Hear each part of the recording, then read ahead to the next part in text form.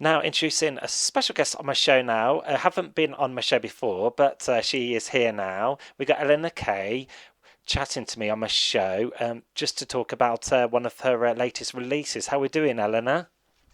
Very well, thank you. Very happy to be here. Thank you for having me.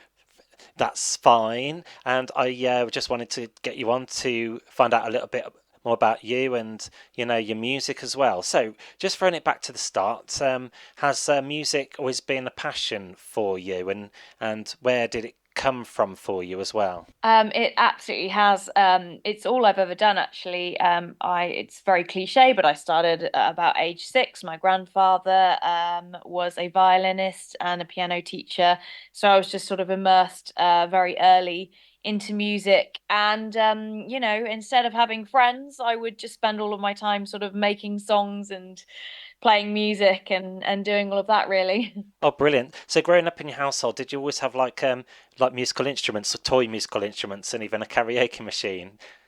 Oh yeah, the karaoke machine with the kitten stickers stuck to it was a pretty prime part of Mm. the entire career. Good old 90s Argus catalogue favourite that was. Oh yeah, I mean absolutely. Yeah, it's fantastic. So music runs in your family tree. Fantastic. Yes. And also, since we're going back into, a couple of, just going back a bit, what was the first record you remember buying? I think it was Britney Spears. And I think I can't remember which Baby One More Time. I mean, I was just right there at the gates. Baby One More Time. Yeah, that's a memorable album. I remember the cover as well, and the Yeah. songs on there were, ahead of their time, I guess. With Yeah, the I think Backstreet so. Boys. Yeah, goodbye that Yeah. is. Yeah. Also, you started off. When did you start? Did you go to college and did you start jamming with people like getting a band together? Yeah, I actually I left home at about 14 years old because I was living in Birmingham area actually, and I moved to London and I went to a theatre school called Sylvia Young Theatre School, which was less bandy, but it still put me in a good stead. And then I started studying music technology, and so I got that going from sort of teenage years as well. Yeah, brilliant. Sylvia Young, I used to be one of them people who used to pick up the stage every Thursday.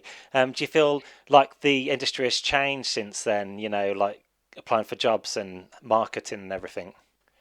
Oh yeah, I mean everything is completely upside down now. Mm, It's everything that I sort of learnt about it is now just a different universe, which mm, is, kind of fun in a way though, because it's kind of nice that life can change like that in a it way. does. It wasn't that long ago, really. I liked the stage because you saw the adverts and you could apply for like the position in any musical field, Yeah. and you'd be like waiting for a response, and just like the buzz of that was good. Yeah. Also, so you started a band. You started off in a band called the Crystal Fighters. Is that right?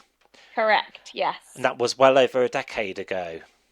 It was. It's been going for a while. I mean, it's still going. I was still doing shows just last year with them actually, but I'm, finally branching out because they've been my safety blanket Mm. in a way. We've got to, play Glastonbury several times and tour the world and it's been amazing, but I want to do it with my own project, after being with them for so Mm. long.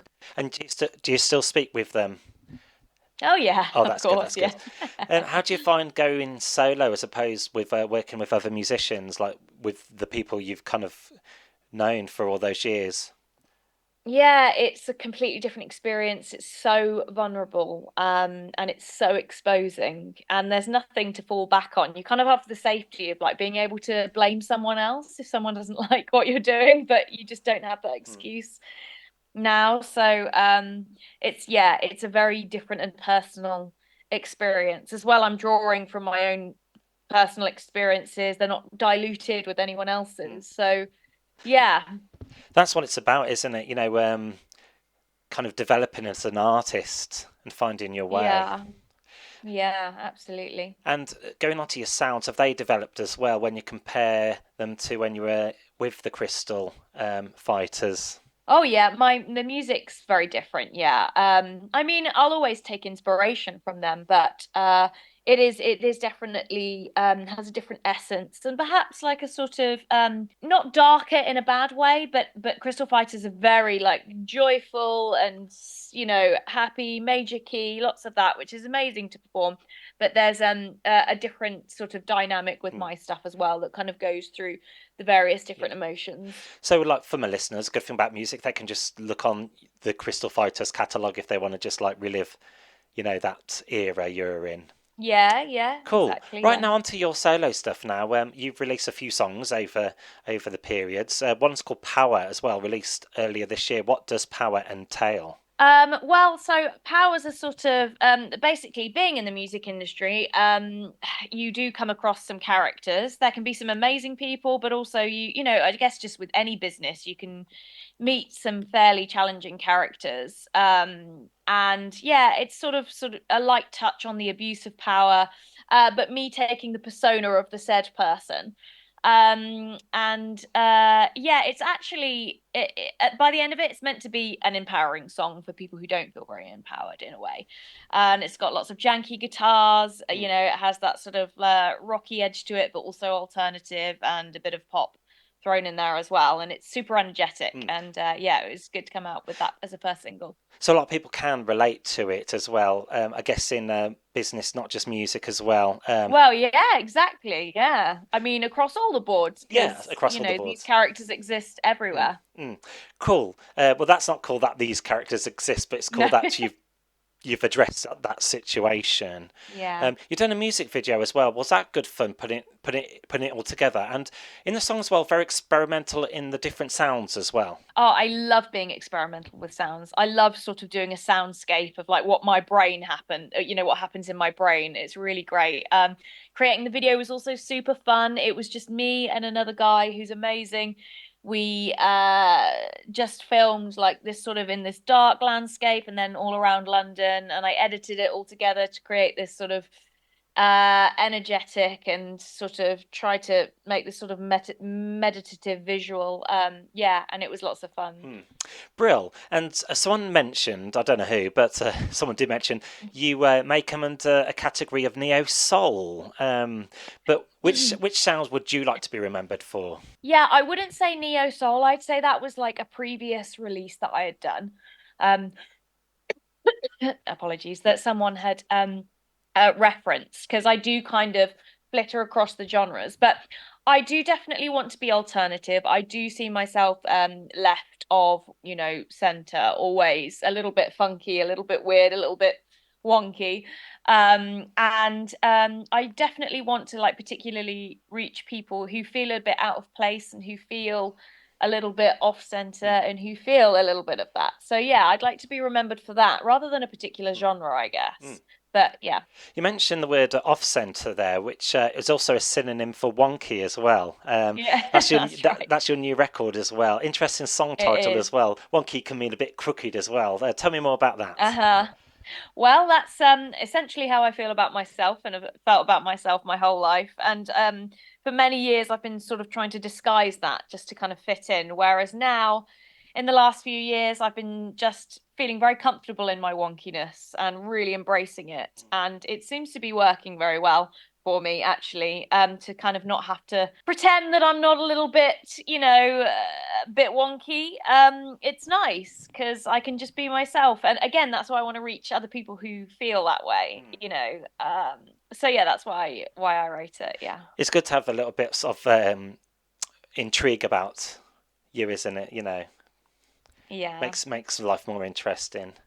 Oh, Uh, it absolutely does. you're on an upcoming tour as well. What do you enjoy about performing live? It's one of my favorite things. It's one of my favorite things, just being right there, performing the music that you've made direct to an Mm. audience. I see music as just a different communication form. It's just a sort of melodic way of portraying an emotion. So like connecting with people on stage is just Mm. it's one of my favorite things. I love being in the studio, but nothing beats live. So I'm so excited for my shows. And word has it, you've also supported Snoop Dogg and Two Door Cinema Club in large auditoriums as well. How was that That's true. experience? And I'm was it amazing? Was it? amazing. Oh my gosh, it was so good. I mean, getting to say that you've supported Snoop Dogg, I mean, that's a conversation starter right Mm, there. He mm, was really lovely as well. He was really nice. And yeah, it was at Coke Live Festival, which is in Poland, and I just remember it was the most amazing audience. And I got a little too drunk, of course, with all the overexcitement. And supporting Two Door Cinema Club as well, playing at O2 Arena. That was sort of a bucket list mm. for me. And I will always, I remember when walking on stage, I was like, remember this moment, remember this moment. And I still very viscerally remember that exact moment that I walked on. And it was just one of the best moments of my life, I think. That's fantastic. Playing large auditoriums compared to the smaller venues, like intimate venues, which do you prefer? I don't think I have a preference because they're both so different. Like I wouldn't be able to do just one or the other.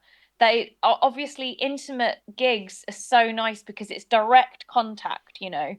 I would say that it's probably less egotistical, isn't it, the smaller venues? Mm, Like because you're just there, you know, no frills, just there to present your art, to connect with people, go and say hi to everyone mm, afterwards, you know, like really try and like just connect with mm, people. Whereas, you know, the big shows, it's amazing because to reach such a huge amount of people is amazing, but obviously it's a lot less mm. personal. Yeah. So it's exciting and adrenaline fueled, but just so different. And why not have both of them? Yeah, Yeah, that's why it. not? Also, I wanted to ask you when you perform at each town and cities, whether in the UK or Europe or anywhere, do you find the crowd react differently to each of the songs you perform, trying to gauge your set list? Very much, yeah. I try and stay really aware of that as much as possible. Kind of I see being on stage as kind of controlling an energy flow. It's sort of almost your responsibility to kind of tune into what, you know, people as a group are feeling and not feeling. But they absolutely do. They absolutely react differently song to song. And you really have to try and acknowledge and take note and think, okay, how do I move this energy in a different way for the next show? Yeah, I try and be hyper Mm. aware of that. And you also get your crowd pleasers as well. And what I like about original artists, they also like to drop in the odd cover version. Do you like to do that Oh yeah. sometimes? Oh yeah. I got two coming tomorrow. Oh, thrill. Two So little cheeky covers. nice. So you're playing tomorrow at the Sunflower Lounge, which is a nice venue just outside of Birmingham. Well, it's in Birmingham, but Yeah. just it's just Yeah. by the station there. It's hosted some established artists over the years, like Wolf Alice and Yeah. Dua Lipa and Royal Blood as well, Yeah. Yeah. which is fantastic. I'm going to ask you now. You also who would you like to collaborate with? You know, with future music if you had a chance. I've had one goal in my life so far, and that's to meet Paul McCartney and do a song with him. However, I would also like to try and keep current as well. So if I could have two, that would be Mm. amazing. If I could go Paulie from the Beatles. And then who else would I like to collaborate with? Probably I mean you mentioned Wolf Alice. I love Wolf Alice. I've always loved them. I would say probably, yeah, an alternative artist. Or James Blake. I love James Blake. Yeah, I've heard of that name. Also, behind the scenes as well, do you like to do a bit of producing as well? Yeah, I'm pretty much I'm doing producing every day at the moment. I've been doing that since I was 17, and yeah, obviously it's something that takes a long time to build as a skill, but as I've been doing so long, it's so long now, I finally feel very comfortable with it, and I absolutely love it. I can spend hours and hours, like the house could be on fire and I wouldn't really Mm. notice. I love it that much. Do you find it therapeutic as well? Quite relaxing. So thorough, Mm. yeah, completely. Like that's my idea of a holiday, honestly. Cool. And one final question. So you mentioned your tour. What's next for you? Any albums coming out, or any other projects you are keen to start to get working on? Yeah, well, so I've got the EP from the so the two singles that I've had out, they make up an EP which will come out in June, and then I am after this tour, after this week, I'm beginning work on my album, my first ever album, which will be finished by July and then released around winter. So that will be definitely something to get my teeth into. That will keep me occupied. And then yeah, singles throughout that all until 2025, and then a big live touring schedule for 2025. So exciting stuff Yeah, on the horizon. amazing. Some irons in the fire. I think that's the right phrase. Yeah, that's a good one. I like that Cool, too. cool, cool. Well, that's everything I wanted to ask you for today's show. And Amazing. thanks for taking time out for me, Eleanor. It's Of appreciated. course. One more thing to do is just play your record. Would you like to introduce it on my show? This is your new single. Yes. This is Wonky, my second single from my debut EP, and I'm Eleanor K. I hope you enjoy it. Thanks a million.